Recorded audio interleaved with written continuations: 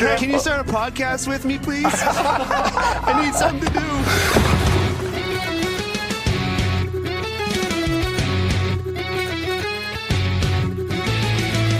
Pastrnak sent it out in front of Malkin to save. They score!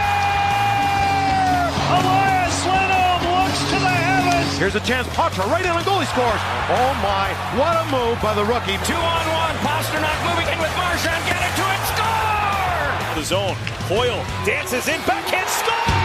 Lindholm right wing corner. Pastrnak is there. He scores! David Pastrnak wins it for Boston.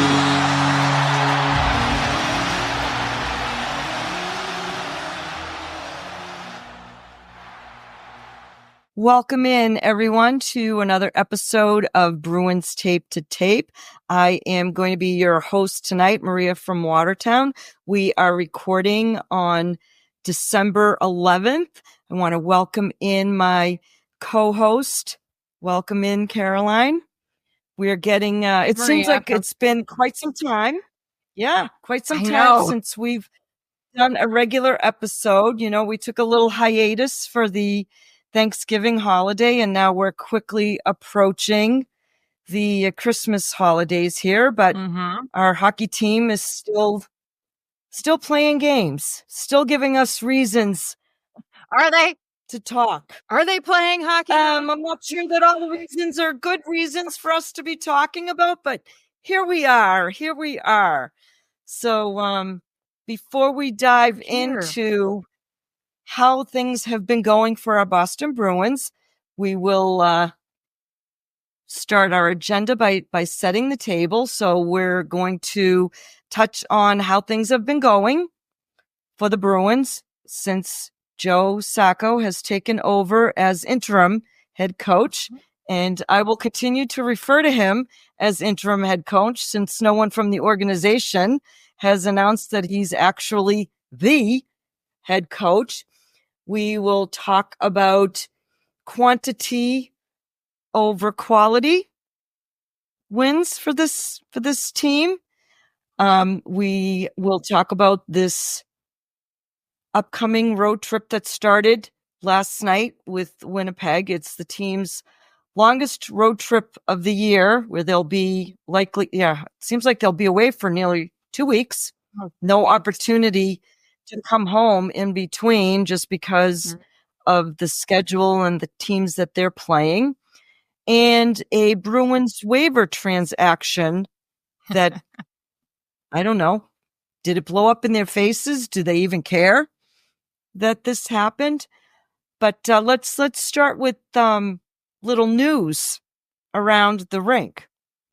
And let's start with the New York flippin' Rangers, who, folks, after how many years we've been hearing about the proverbial trade of Jacob Trouba, they finally traded their captain to the Anaheim Ducks. And dare I say, it got ugly between New York Rangers management and Jacob Trouba. So why don't you fill our listeners in on the tea that happened there? Well, you know, we talked a lot leading up to Jim Montgomery's firing, how this is what you do. You let go of the coach because you can't fire the team. Well, the New York Rangers, I think, felt that rule did not apply to them, and they decided to fairly unceremoniously give their captain the boot. That particular position, I think, as captain of the New York Rangers is not a job that I think anyone actually probably wants. It seems like it's a little bit cursed because this is not the first time that the Rangers have parted ways with their captain in under not great terms, but essentially, and I think we had heard rumors about this. If it wasn't the trade deadline last year, it was certainly around the summertime. But I want to say, I certainly remember hearing about it. I think it was the trade deadline last year, and they were looking to offload him. I think, the Rangers have kind of gone through their cycle with the players that they have, seeing the writing on the wall and understanding how much money they were putting into players that maybe just weren't really making it happen for the team anymore.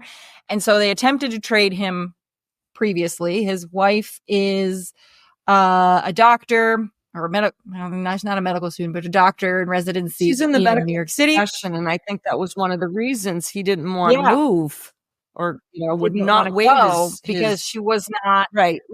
And it was his right to do so, right? Absolutely. I'm not blaming There's players a reason when they don't waive their no movement clause. Absolutely. Right. It's their right. So I think we all knew that it was then only a matter of time. The clock was ticking for his time to be done in New York, whether it was through another trade or through free agency. And ultimately, because something's happened to New York as well, continuing on that theme what a of dumpster fire. NHL season that's just gone sideways. I mean, they decided, look, you've got to go. We're either accept one of the trade offers, or we're going to put you on waivers. And that leaves him open to being claimed by a team that's on his no trade list, which rumor has it, that Columbus Blue Jackets were really interested. They were sniffing around, and for whatever reason, Columbus was on his list of places he didn't want to go, and management threatened him, which is pretty horrible to think about. But again, as Elliot Friedman said on 32 Thoughts, nobody broke any rules. But as I personally like to say, just because you can doesn't mean you should. And so he has parted ways with the New York Rangers and quite literally gone to the other side of the country, almost as far away as you possibly can go from to play for Anaheim. So, yeah, as much as I think, I know you were not a fan. I was not a fan. No. Regardless of how you feel about it takes balls to trade your captain. It takes balls to threaten your captain with being waived. And interestingly enough, Elliot Friedman, I believe, is the one who reported that they were going to waive him and then retracted it, saying, no, that is not correct. Then Trouba went and confirmed. It's like they threatened to. That. Yeah, they did threaten to waive me. Right. So I'm telling you, that takes some cojones to do that. But the Rangers were in a tailspin. And there were also rumors about Chris Kreider being moved as well. Zibanejad is having not a great season in any way, shape, or form. And I thought maybe, sometimes a GM might throw this stuff out there just to spur on your team, right? It can go either way in the locker room.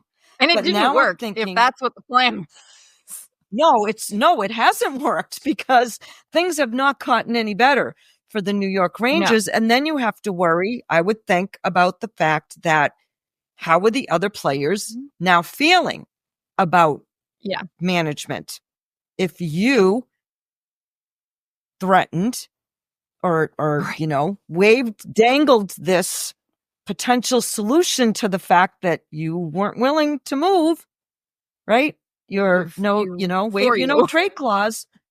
Right. We're going to do it for you. So, desperate times call for desperate measures. Yep.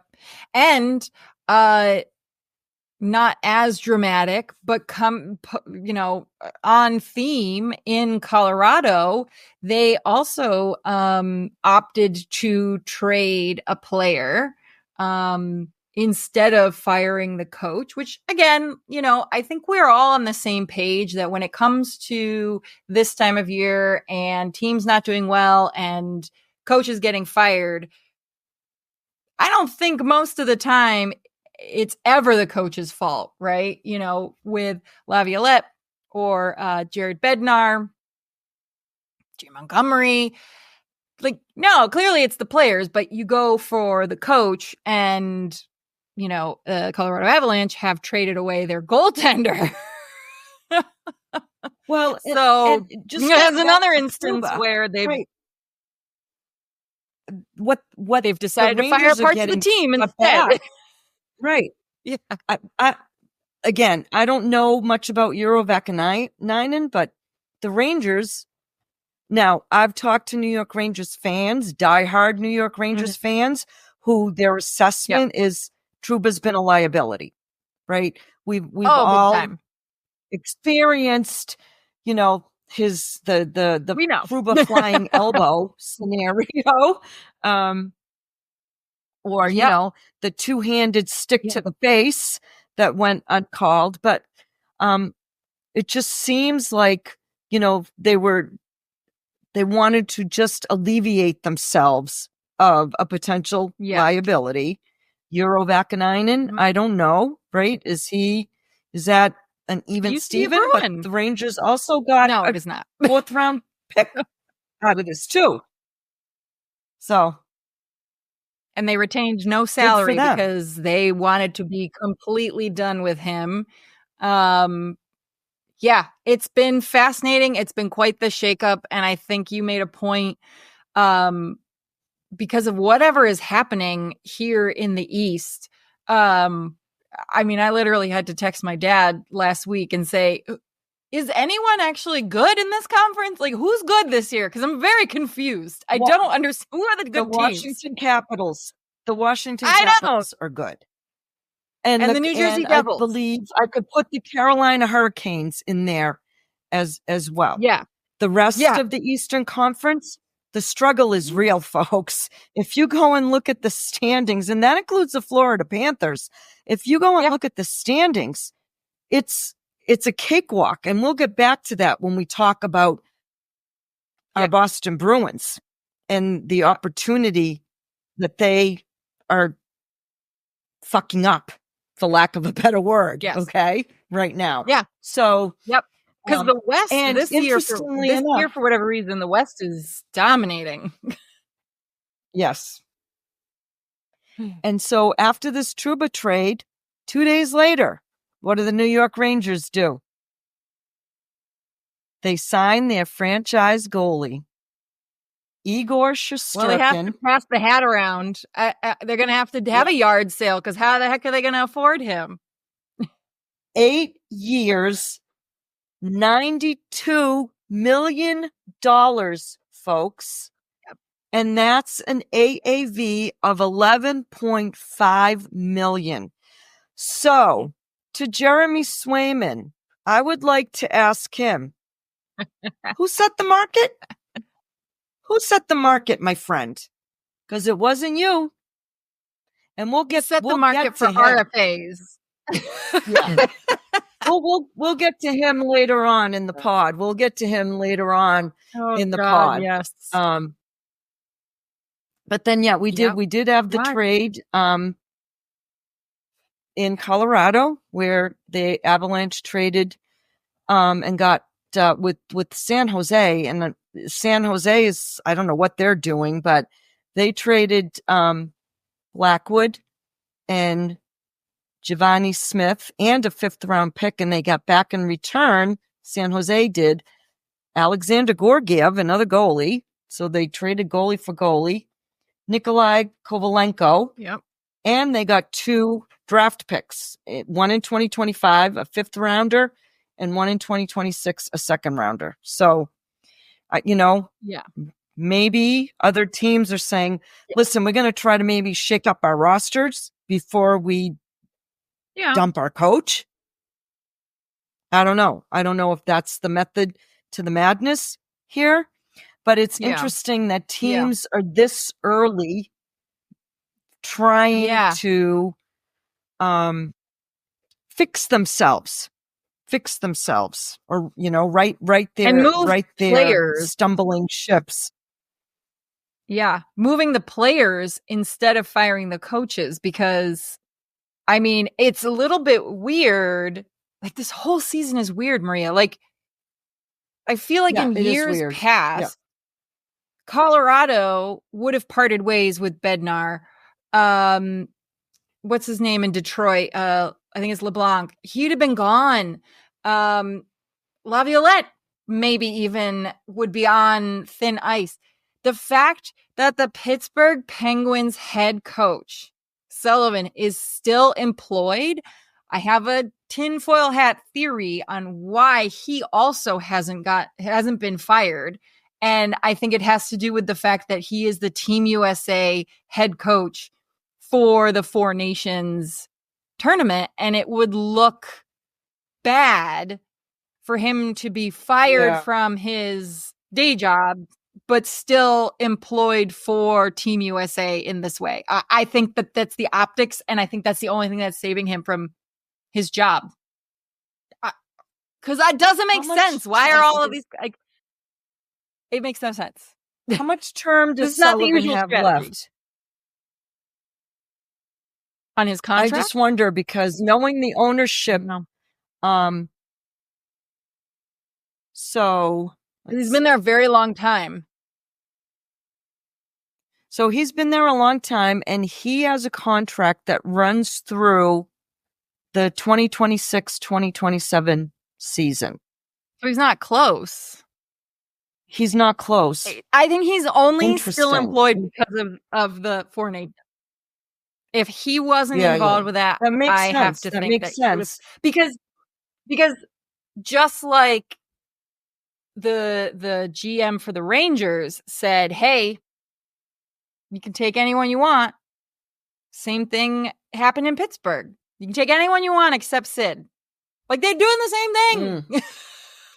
Yeah. What's going on? But they kept their coaches? I don't understand. This is I don't understand, but maybe so abnormal. Yeah, it is abnormal, because usually you see, the coaches and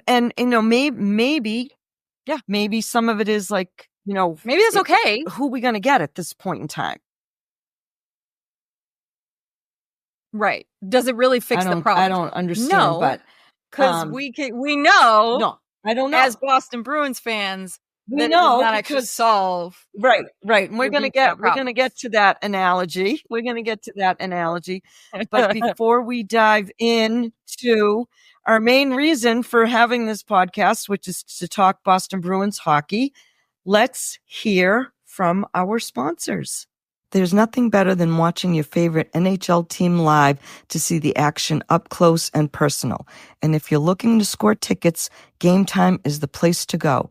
With the NHL Four Nations tournament happening in my own backyard at the TD Garden, Game Time will be my go-to to score tickets to those games. Game Time is not just for sports folks. Game Time also has tickets for all types of live events, including concerts, theaters, and comedy shows. Game Time has a new feature called Game Time Picks that makes getting tickets to see your favorite teams play live even easier. Game Time Picks filters out the fluff to show you only incredible deals on great seats, so you don't have to waste time searching through thousands of tickets. Curated deals makes it easier to find the best price on great seats, and who doesn't want to save a few dollars when you're looking to go to a live event? Game Time Picks provides you with a panoramic view from your seat in the app before you buy, and it also has a lowest price guarantee, or Game Time will credit you 110% of the difference. Your purchase is covered with the most flexible customer service policy in the ticketing industry. Take the guesswork out of buying tickets with Game Time Picks. It's easy, folks. Download the Game Time app, create an account, and use code THPN for $20 off your first purchase. Terms apply. Again, create an account and use redemption code THPN for $20 off. Download Game Time today. What time is it? Game Time. The 2024-25 NHL season still has that new car smell, and the action is heating up at DraftKings Sportsbook, an official sports betting partner of the NHL. It's super easy for first-timers to get started at DraftKings Sportsbook. Try betting on something simple like picking a team to win, or do what Caroline and I do sometimes is we put a little wager on an anytime goal scorer. And if you are new to DraftKings, listen up. New customers bet $5 to get $150 in bonus bets if your bet wins. Download the DraftKings Sportsbook app now and use code THPN. That's code THPN for new customers to get $150 in bonus bets if your bet wins when you bet just $5. Only on DraftKings. The crown is yours. Gambling problem? Call 1-800-GAMBLER. In New York, call 877-8-HOPE-NY or text HOPE-NY 467-369. In Connecticut, help is available for problem gambling. Call 888-789-7777 or visit ccpg.org. Please play responsibly. On behalf of Boot Hill Casino and Resort in Kansas, 21 and over, age and eligibility varies by jurisdiction. Void in New Hampshire, Oregon, and Ontario. Bonus bets expire 168 hours after issuance. For additional terms and responsible gaming resources, see dkng.co/ftball. NFL Plus premium offer available only to new and former NFL Plus subscribers. Additional NFL Plus premium terms at nfl.com/terms. So, Caroline, it's been some time since we last talked, and we haven't really had a lot of opportunity to assess Joe Sacco's short tenure as interim head coach of the Boston Bruins. I think at this point we are 9 games in to his coaching resume as the coach of the Bruins. And we have seen some improvement, I would say, improvement in their defensive structure. I think we have seen improvement in their 5-on-5 scoring. However, the argument has been made that, the Bruins' schedule has not been extremely challenging. Let's put it that way. Yeah. So what we're going to take, folks, a deep dive into what happened against the Winnipeg Jets, but we need to set a little bit of the table to lead us into that conversation. So your assessment and your take on what up until last night, what you had been seeing. Yeah, I think that the desired effect that they were expecting, that they were hoping for, happened. With the firing of Jim Montgomery, they were looking for a kick in the pants, basically, to wake up and pay attention, play 100% of your position, and do your job. And so I think that happened, and that has been happening. And yes, the teams that Boston has been playing have not been particularly challenging to play against. I'm okay with that because this is the time of year you got to be gobbling up. I would points. agree. You have to be getting those and wins they have now. no control over their schedule. Right. And I think it was a really good thing, the timing of the fact that they were playing against these lesser teams, these weaker teams, because losing a coach, suddenly a coach that I think a lot of players still really liked, and I think, still wanted him to be around. I don't know that, any coach has 100% approval rating in that locker room, but I don't think he had overtly lost the room, so I think that's very tumultuous, right? That's very emotional, and it can be very difficult to transition like that. And so, I think that woke them up, and it gave them an opportunity to really start to pay attention and win against teams that they are supposed to be winning against. You look back at the beginning of the season when the Bruins played against similar teams then compared to those, the 10 games that they've had basically since Sacco has taken over, they would have struggled through those games. They did struggle through those games. And so I think it was a great confidence booster because it wasn't just the interpersonal issues that we were seeing on the ice that were a problem, but if you just keep losing over and over and over again, they're getting, hammered over the head with these losses. It does a number on your confidence and your ability to actually perform your job out there. And so I will take that. I don't care that they got, 4 wins in a row against teams that are all right, you beat the Flyers. Okay, you beat Montreal. Great. So what? A win is a win. You mentioned, you referenced the quality versus quantity. If our listeners catch any of our snapshots, our mini, game previews and game reviews, number of times I've talked about, this win against XYZ team was a low quality win versus you could also that high quality loss. So, the Bruins had a high quality loss against Vancouver. Fantastic effort. Really great play. Just sometimes them's the breaks, right?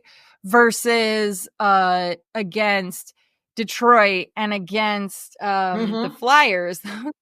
Low quality wins because they played like trash and got really lucky that a key player, a clutch player, was able to push them in just the right way at just the right time to perk up, wake up, and do what they needed to do to finish the game.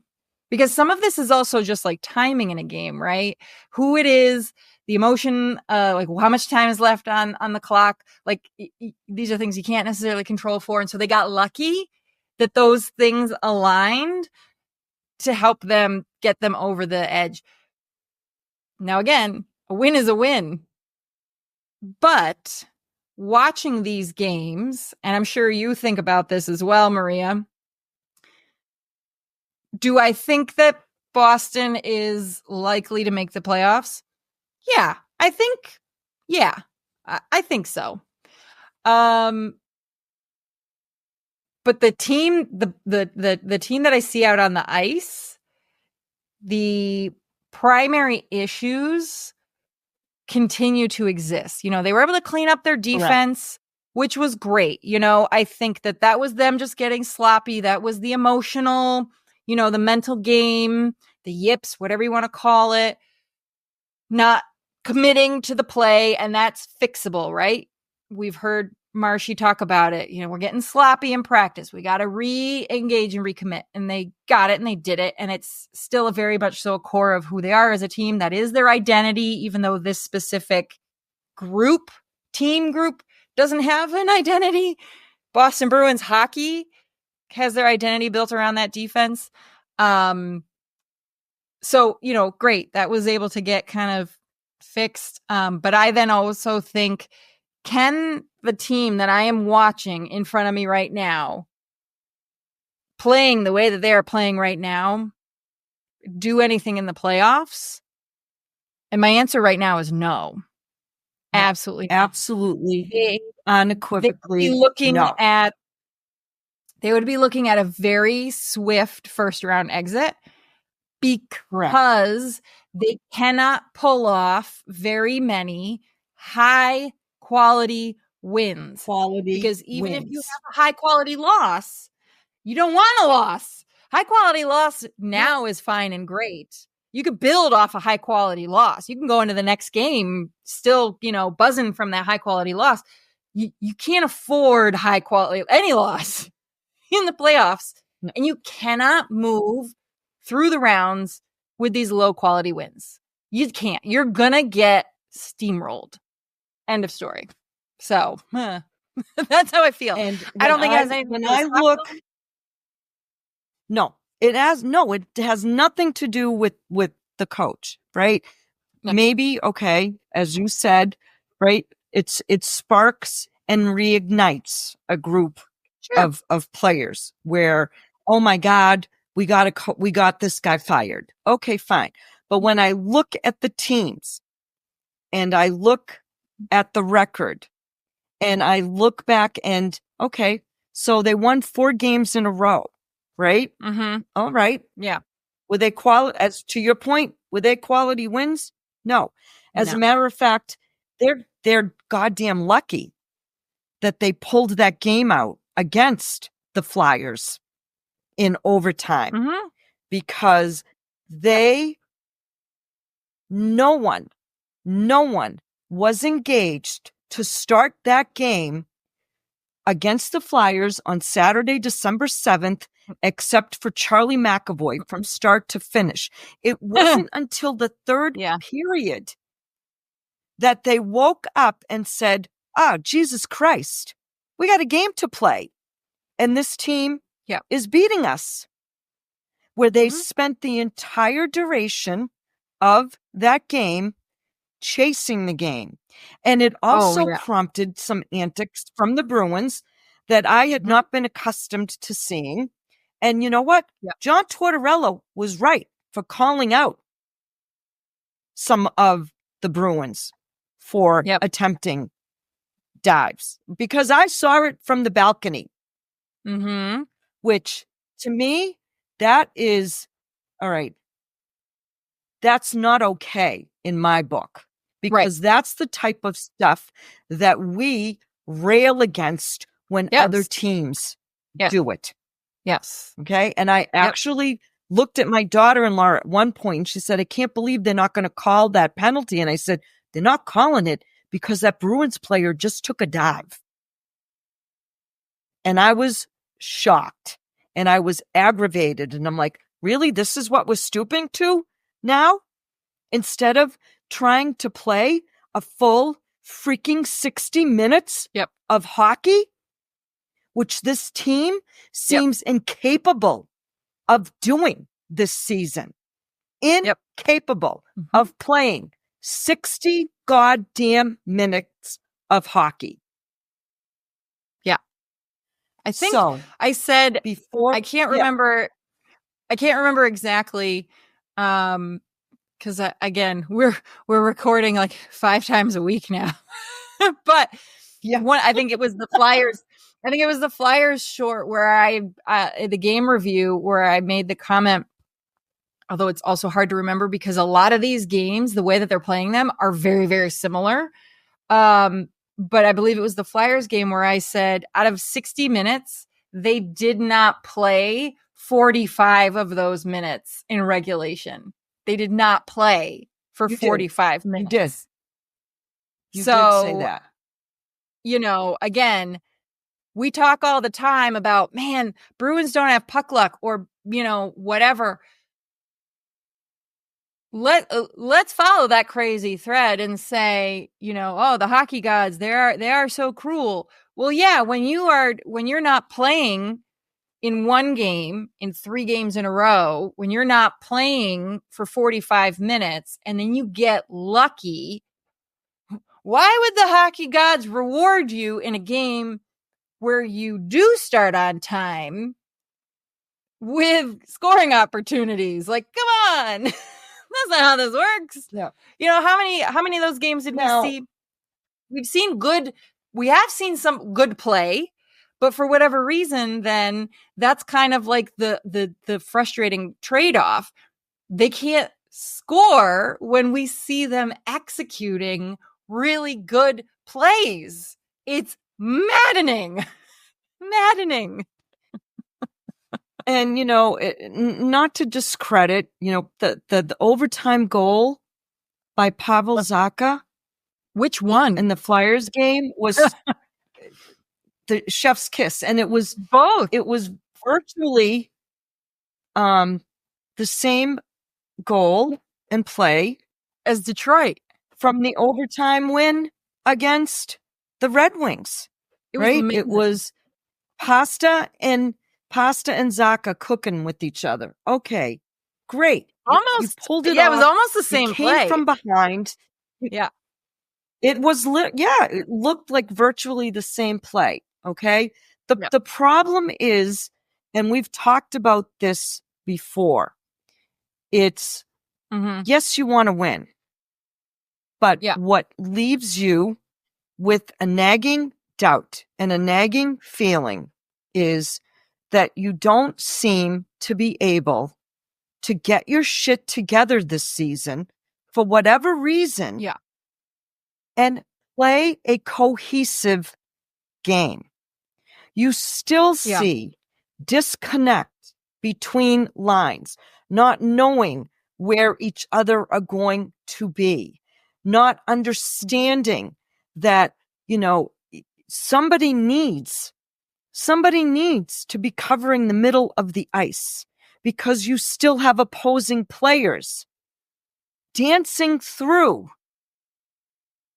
and enter your zone untouched, unscathed, with relative ease.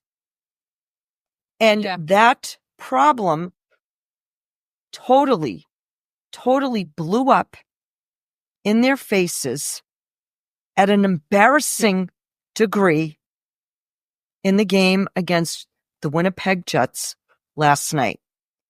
So let's play a little audio and video that we have from the post-game scrum, and then we'll get into that game. They were good and we were not good. We weren't executing. We were lost in that coverage. And we won enough battles. So, they were good. They make plays, but we did not have a good game. This was coming. Our practices have been sloppy. Our execution's been off there. Nate, where you feel for your goaltender in there for free? Not really. I mean, everyone had a bad night. He's proud of it. He's not singled out. I don't think anyone can look themselves in the mirror and say that they had a good game. So it's part of the group. It's part of the bad loss. You got to stay sharp 60 minutes, and they punished us. I think some of the goals that I let in, I know I could stop. And that's something that I hold myself as a standard. And when you let those in, it's not a great feeling. So I want to make sure that doesn't happen again, and staying sharp and playing my game. I know that I could stop those goals. So that's what I'm going to do and push forward. Positive ends of, I know, a crummy night. Can you feel good about the goal or not? No. Oh, honestly, no. Yeah. It's still fairly early in the season. You haven't seen all the teams. That about the best you've seen? No. You didn't think so? No. Well, that was... Where do we friggin' begin? At this point, I can only laugh. I hear this stuff, and I'm sick of hearing it. Sick of hearing it. These guys, all of them, need to get their shit together, because this is now, you were decimated and destroyed by the Winnipeg Jets. You gave up 5 goals in the third period alone. You gave them a bit of a game for the first 2 periods. Oh, yeah. And then when the wheels come off the bus, they come off the bus for the whole friggin' team. We could go down the roster and call out player by player by player by player. But I am 100%. Telling you, there is a disconnect with this roster. There appears to be no chemistry, no cohesive DNA of this team, no identity of this team. They are as soft as goddamn puppy poo. I'm sick to death of seeing the opposing team just skate through the middle of our goddamn ice and nobody touches them. Last I knew, you could still make a good hockey hit in the NHL. Brandon Carlo, I'm talking to you. Absolutely. Nikita Zadorov, I'm talking to you. Like, I'm Charlie Coyle. Where the hell is your defensive mindset at this point? And I'm pointing my finger. I am pointing my finger directly at players who still comprise, last I knew, the core of this team and the leadership of this team. This is the third freaking time this season already that the Bruins have been embarrassed. They lost to the Carolina Hurricanes 8-2. They lost to the Dallas Stars 7-2. And now they lost to the Jets 8-1. Who was in net? Who was in net for every one of those losses? Who was in net? The guy who wanted to be the number one guy. The guy who wanted to set the market for his peers. I would like to ask him, when he was taking his classes at the University of Maine, his business school classes. Yeah, that's going to bite him in the how to calculate a save percentage? Did they teach you how to calculate a save percentage, Jeremy? Because yours sucks right now. This is beyond. Did he put this in his little notebook? Acceptable any longer. Did he put it in his little notebook for motivation? And again, so I want to just him. Oh, 100%. Please. One of the I can't anymore. I just he's literally costing this team. He's literally costing this team. You know, we're going to talk about Jeremy Swayman for a second. And, you know, folks who are listening, hopefully at this point, if you're a longtime listener, you already know this. If you're a new listener, you know, Maria and I, we can like a player, be a fan of a player, but also hold them accountable to poor play. And that's what this situation is, right? I think we both, you know, supportive of Jeremy in getting his bag and so on and so forth. However, it does not mean that we think that what we are seeing is good, high quality hockey. And let me tell you, it's funny to talk with folks who maybe are blinded by their love of players, certain players. Swayman is one of them. We'll get to Freddie. Oh God! Don't even. The he numbers. Owes me one of his stars. He owes me. I know he does. Maria, I know he does. The Flyers game, because I'm the one who called him out on the radio. You did. You did. And you know he listened. All right. At that point, I know he did. Before that Flyers game.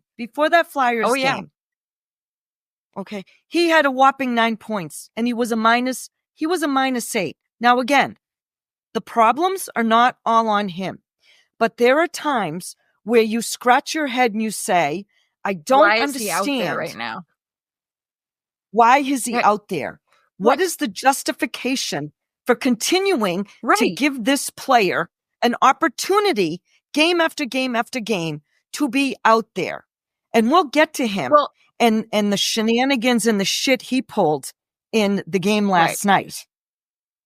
So, like, one of the things that I've started to look at, because again, week after week after week, what we see are individual players having a great game, right? But they then do not continue that into the next game, and maybe someone else will pop and have a great game, right? Like, so we saw Charlie McAvoy have a great game. Awesome. But then, okay, he disappears for a little while. Or we'll see David Pastrnak have a good game, and then he disappears for a while, right? So it's up and down.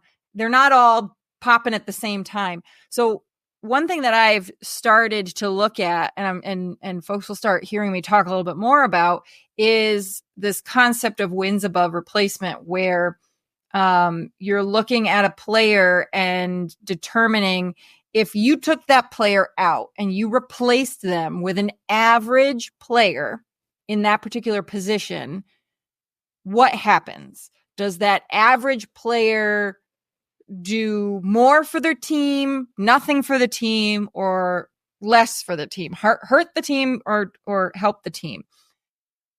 When a player has a negative wins above replacement, that means you're better off pulling in an average Joe player. Maybe that means you're pulling up somebody from Providence or someone else, and they have a better chance. They're going to be better than you. Jeremy Swayman has currently one of the worst wins above replacement in the league. To counter that, actually, he is the worst as of yesterday. He's basically costing the team almost 2 wins. On the flip side, do you know who the goalie is who has the highest wins above replacement, directly contributing to almost 3 wins? Do you know who that is? You tell us. You saw him last night. Curious. You saw him last night. Connor Hellebuyck. Both of them. Yep. 2.8. Yep. That means if you grabbed your backup goalie and threw him in there, Connor is winning almost 3 games more, contributing to 3 more wins than the average. Meanwhile, Swayman is costing them almost 2 games. And it makes sense when we think about when Korpisalo plays. Not that Korpisalo is necessarily average. I think he has responded very, very well. And I think he's actually probably on the better side of average since working with goalie Bob. But he's been better than Swayman. So I think that's literally, you got proof on the same team that an average goalie is doing better. Let me tell you something. Yeah. I'm so aggravated. Disappointed, frustrated. If I'm Joe Sacco, and my assumption is that Jonas is going to get the game against the Kraken tomorrow night. Yep. If Jonas wins that game tomorrow night, I'm riding him. I'm riding him until he loses, because that will send a clear and direct message to not only Jeremy Swayman, but perhaps other members of the team who have been, I don't even know what to call them, mediocre, inconsistent, unreliable. Right. Because you want to know what makes a good team? Here's why the Winnipeg Jets, right? Despite what David Pastrnak said, that they're not one of the better teams that they've seen. Let me school you on something, David. Their top 5 scorers. Yeah. Are Kyle Connor with 33 points. Now this was before the game last night. Okay. Oh yeah. I know. I called them out in our snapshot before the game. I said, look out for these guys. And those guys ran over the Bruins with a Mack truck. Two of their top 5 scorers are defensemen. I with know. Respectively 28 and 22 points each. The highest point getter on the Boston Bruins right now is David Pastrnak at 27. And then we go down to Marchand with 21, Brazeau with 14, Pavel Zacha with 13, and Elias Lindholm with 13. Those are our top 5 scorers. When you're looking at the Winnipeg Jets, who are averaging, right, the lowest of the top 5 scorers, who's a defenseman, has 22 friggin' points on the year. You tell me who's a better team. Yep. It's mind-boggling. It's mind-boggling, and it needs to be resolved. Yeah. Because if they don't figure out, we have been saying this ad nauseum. If they don't figure out how to play a full 60-minute game, I have my doubts. Yep. I'm not as confident as you are that this team will make the playoffs. The only reason that the Bruins are right now still in the playoff hunt is because the Eastern Conference is a dumpster fire right now. It's so bad. That's what's and that's exactly maintaining why I think as playoff well. I think that positioning. they're the least bad. They're the least bad. They're not the best. They're the least bad. They're not the worst of the I best. just don't understand. They're the least bad. Yeah. And let me put it this way. I think what kind of crossed my mind listening to the interviews from the post-game scrum and thinking about the last couple of wins that the Bruins have been able to eke out, I almost wonder if, we've talked about complacency, but this is a little bit of a different kind of complacency in the sense that they have come from behind or were maintaining a nothing game for a lengthy period of time, and they were able to pull themselves out of a funk and persevere.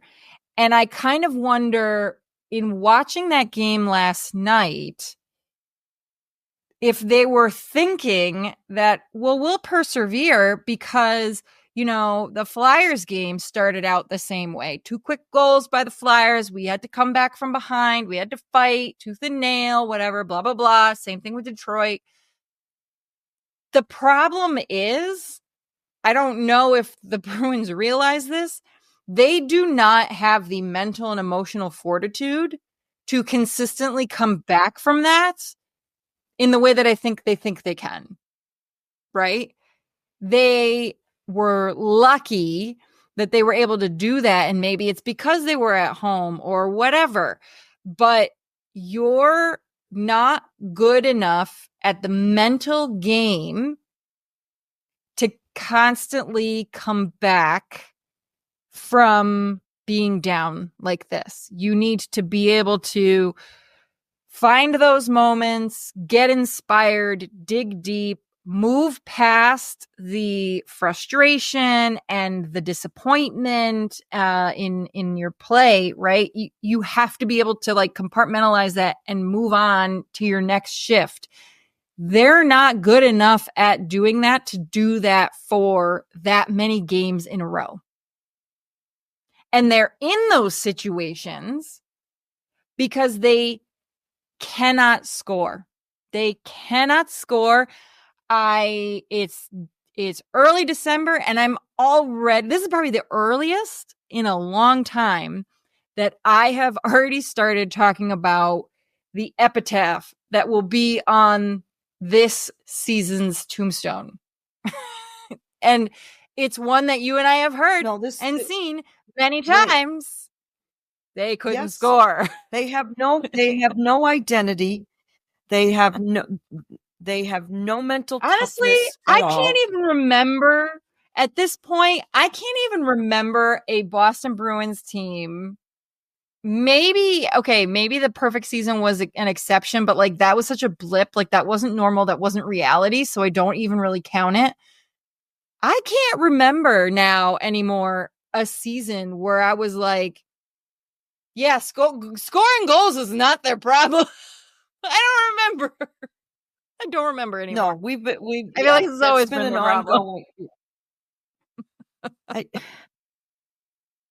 I'm at a loss. I'm at a loss because this road trip, we knew we aren't the only ones who have been saying it, is going to be a big test, a big litmus test for this team. This is the playoff now, test.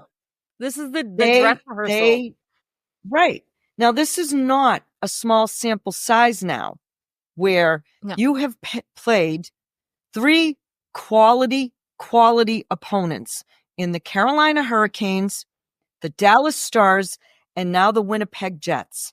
And you have had your asses handed to you, mind you, with your number 1 goalie in net for these games. Does that make you feel warm and fuzzy about the comportment and the makeup of this team? where they seem to. Now, you went into this game against the Jets. You were down 3-1 going into the third period. You were giving yourself a chance. And then the third period happens. The dreaded third period. Like, did they all forget that you need to play defense? Did your goalie forget how to make a freaking save? And then you try to manufacture energy by Trent Frederick dropping the gloves with a kid who doesn't even fight. And let me tell you, that pissed What was that off. supposed to accomplish? What was that supposed to accomplish? Okay. What was the knock on Freddie when, okay, this was the issue when he was being coached by Bruce Cassidy, where and he'd get his he butt would stapled pick to the bench. the wrong opportunities. Okay. The wrong opportunities. You fake tough guy. If you really wanted to manufacture some energy, you should have pitted yourself against a formidable opponent on the Jets. But what you did was you did, in my view, and people might disagree with me, and I don't care. To me, that was bullshit, and that was fake tough guy act. Yeah. Because we railed all over Matt Tkachuk when he did that to David Pastrnak and challenged David Pastrnak. I'm not letting it go when someone on my team does it, okay? Fake tough guy. Right. And even if a player like Pastrnak or Crosby or McDavid or whomever is chirping at you, you find the appropriate person to hash out your disagreement with. Yeah. Did you think or you were like going to teach this kid a lesson? Did you think you were going to teach the Jets a lesson? All you did was piss them off to the point that the two coaches are then verbally going at each other. Just to me, it was an unmitigated embarrassment. Yeah. That third period was an embarrassment to the Spoked Bee. Mm-hmm. Yep. So, folks, and we've talked about these types of losses ad nauseum because we've said it numerous times. It's not the loss, it's how you lose. So I would think, Caroline, you would be on board with this. If they had lost 3-2, 4-2, 5-3, and played a competitive game, we wouldn't be spewing this venom at them. No. But we're now talking about another instance of an embarrassing loss against if the third period never opponent. happened, we'd be having a completely different conversation because that game started out great. I was actually surprised. On our Discord, Mo was checking in because he was enjoying some hibachi instead of starting off at the game and was messaging us and saying, how do they look? We're like, shots are even, good back and forth, high quality plays, excellent. And then I thought it was going to be a competitive game. Great, good kill, fine. But then almost right away afterwards, I mean, I didn't even see it because I had my headphones on listening, like watching the game on my phone. And I went to go get a glass of water from the kitchen. And I heard the play had stopped because there was a penalty, whatever. So I was like, all right, I'm going to run, get a drink. And I hear the call, double minor for Carlo. And I literally said out loud, of course, my husband probably didn't even know what I was watching. And I'm like, double minor, what? So and then it just it started to slowly crumble. And I think that mental fortitude is so fragile. And whether it's because they had used up all of their strength, mental strength in those 3 games prior, and they just like the cracks started to fall. Like, you'd see then a little bit later in the game, they had some phenomenal presence right in front of Hellebuck. I mean, practically open net chances right in the slot, and they couldn't get it in, and they would have a couple other chances, or they'd have a really great power play. You'd see them moving their feet and doing all of these things that we want them to do, but they just couldn't, they weren't getting the luck. And so it was one thing after the other, the bad calls, bad penalties, couldn't get it to go their way. And then the next thing you know, what we started to see? Well, I'm only going to finish this play 90%. I'm only going to finish this play 80%. And the next thing you know, you've got Trent Frederick half-assedly putting his stick out in an attempt to stick check or poke. I'm not even sure what that was. It was just like what he was doing. My arm is out. I'm like going through the motions. And then 2 seconds later, the puck is in the net because Winnipeg has scored. So this is what I'm talking about when I'm saying they're not good at the mental game to come back from frustrating call, bad puck luck, which are 2 things that's the game. That is the game that they play, right? Every sport has a mental aspect to it, whether you are a runner and you're arguing with yourself while you run, or you're playing hockey and you're arguing with yourself oh, you should have done better. That was not fair. There was no luck, blah, blah, blah. You got to figure that out. So on top of their terrible goal scoring inability, they just cannot do it. They are not good enough at that this year. They are not good enough at the mental game. I don't know if they got to start all going to group therapy or what, but they cannot come back from a mental beatdown. They can't pull it back. And this is why I'm labeling them as a soft team. They're again, right? And it starts with the leadership. We've had our friend of the pod, Mary Beth, say this on more than one occasion. Yep. And there is, and I know I sound like a broken record, but now you have a new coach and a fresh start, and we're still seeing these types of ugly losses, or having to fight and claw and scrape for a loss because you guys can't keep your act together for 60 minutes of hockey. There is something inherently wrong with the DNA of this team and this roster as it is currently constituted. And I hope that Don Sweeney and Cam Neely are taking a long look at the construct of this roster, because something is amiss. Something is amiss.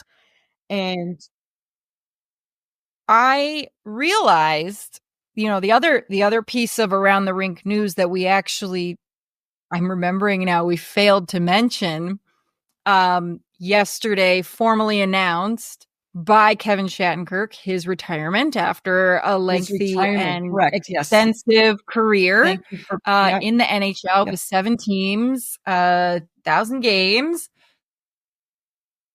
One of the things, you're talking about, it always goes back to leadership. And, yes, I will admit my, my love for Brad Marchand makes it difficult, I will admit my bias, to maybe rail against him in quite the same way as others. I'm not saying that he's perfect. His brand of leadership is that tough leadership, right? In that clip, when the reporter Correct. asked, like, "Oh, did you feel bad for your goalie?" He's like, "No, I didn't feel bad for him at No. all." Now, let me be He's part of the clear. bad loss.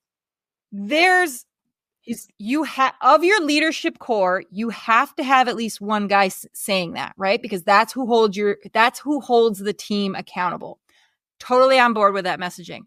But when I was thinking about Kevin Shattenkirk yesterday and his retirement announcement, I realized there is no Uncle Nick on the team. No. There is no Bergeron. There is no Shattenkirk. There is no counter to that There's no tough Pat guy. Maroon. There's no but Mark like Recchi. There's nobody to then go and have, that meaningful heart to heart.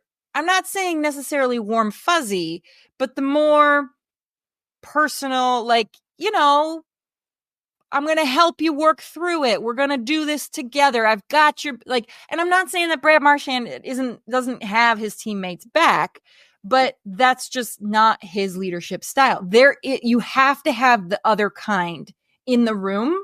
And this year they don't have that because they had it with Kevin Shattenkirk. They had it with Nick Foligno for 2 years. They had it in Patrice Bergeron, They don't have that in the room. And that, I think, like, it all kind of came to me, crystallized for me when I saw that post and I was like, oh, we don't have a guy like him on the team to be that guy, to be the fun uncle. Like when you're arguing with your parents, right? You're arguing with your parents and then you go and you have the heart to heart conversation with your aunt or your uncle or the cousin, right? They don't have that person on the team. And I think that's hurting them. But here's where I think we let them off the hook. And I agree with you. Mm-hmm. But here's where I think we let them off the hook. Mm-hmm. There are enough leaders in that room that have been wearing the spoked B for quite some time now. Why isn't there one? There's Brandon Carlo. There's Charlie McAvoy. There's Charlie Coyle. Brad is the captain. Like 10 years. There's David Pastrnak. These are all right, and I'm likely missing some because I don't have the roster emblazoned in my head. But these are all players that have been through the good, the bad, and the ugly with this team and have been able to pull themselves out, right, by their bootstraps and get their shit together. This season seems different to me. And I mean different, not in a good way. Because by now, at this point in time, you would have figured this stuff out. Yeah. And a coach is not the answer as we can see. Right. This is a group dynamics. Correct. Mm-hmm. It's not the answer for this group at this point in time, because we can only make our assessments based on what we're seeing. And while, they won 4 games in a row under Joe Sacco, were all those quality wins? No, they weren't. No, they weren't. I'm not sure that there has been a super high quality win to even, again, just to go back to the Vancouver game, because I think that Vancouver game was one of the highest quality games I have seen the Bruins play all season. And I don't know that there has been 2-0. No. Yeah. And it was an empty netter too. Like, so it was really a 1-goal game. Maybe their first home game against Montreal. And I'm only saying that because I don't really remember the finer details of that game, but like even the Centennial game, that was a low quality win. Great. It was a win. I didn't think they played all that great. Okay. And I know Hampus Lindholm has been missing from the lineup, but we were still seeing these talking points, to put it nicely, during his tenure on the team before he suffered that injury. Yep. So, they're going to continue this road trip. How bring us they home, will Maria. fare against Let's feel better now. How they're going to fare against these proverbial playoff teams, right? Maybe not so much the Seattle Kraken, but the Vancouver Canucks, the Calgary Flames, and the Edmonton Oilers.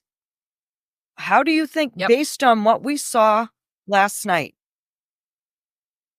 what does your gut tell you about how they're going to fare potentially against these opponents? I'm curious to see what their response is, because when the Bruins lost against Carolina in their first major embarrassment of the season, they did respond. They played the Flyers and they played the Kraken, and they responded and they played decent. I don't remember what happened after the Dallas game, but, the Bruins have had a loss already under Sacco. That was not a great loss. It wasn't a blowout, and they came back refocused. So this game against Seattle is going to say a lot. I think if it goes poorly, then I think we're in for a rough ride until the end of the season. And I think it's going to be the nail in the coffin for some players, whether that means there are players who could very well get minutes cut, benchings, scratches, or trades based on obviously whatever their contract allows them to have done. But, I don't think in the realm of trades, I don't think that Boston's going to be doing anything before the trade season really gets going, only because they fired their coach and they probably don't really want to, rock the boat too much. I don't think they're going to also engage in trade, but who knows, right? Because this trade deadline, I think we are all going to be paying attention, no matter how much Cam and Don probably are hoping that we forget to pay attention. Because this is going to be this is going to be their big show. They got to fix this. So, and this could be their last show if the wheels fall off the bus with this team. Yeah. If they don't make the playoffs, holy if they don't make the playoffs. Yeah. And I can't even believe that we're talking about this, but how can we not? Another doodlebug race. It's gonna be right, based on what we've seen so far this season. Now, again, that's operating with the fact that we haven't seen Don Sweeney make any moves yet. Yep. Well, and you know what? He's always been active. He's always been active. Now you fired a coach. You fired a coach to do a shakeup. Yep. Now we've seen a major team in the league wipe the floor with basically fire their captain. I'm not saying that's going to happen to Brad, but no. I'm not going to. But there was no hesitation and bold moves. Correct. Mm-hmm. And it's getting down to the point where, right, a message needs to potentially be sent to all of these players loudly and clearly. Yep. Yeah. And on that note,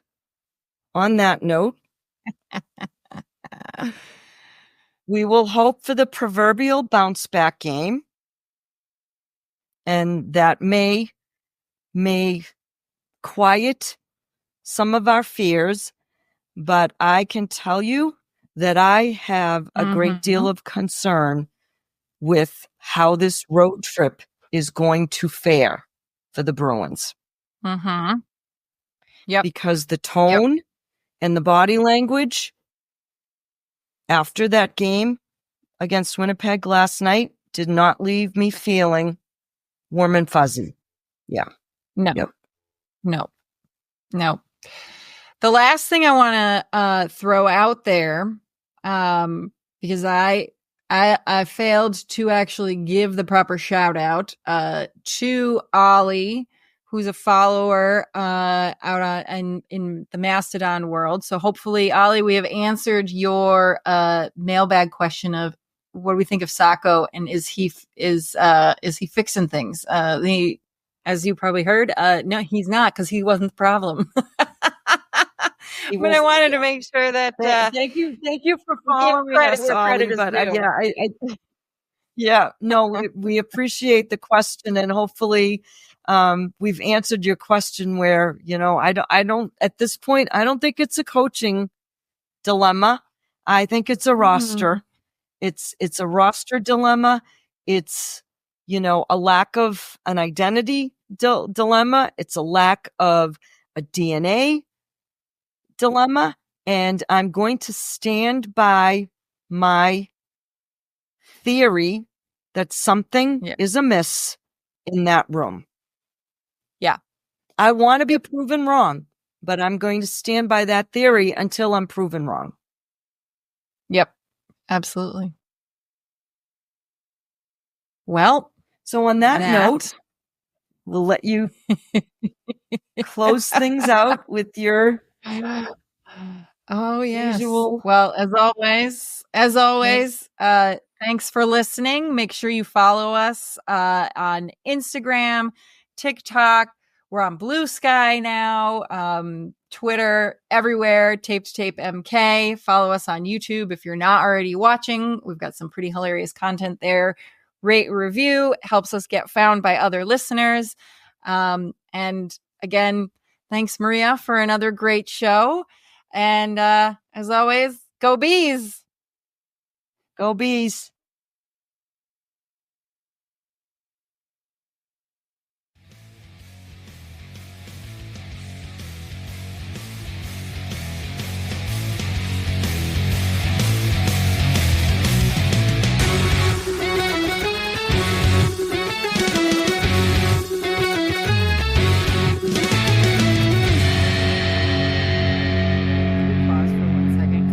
Charger. I don't know if I charger on the other side of the room. Well, we'll cut that out.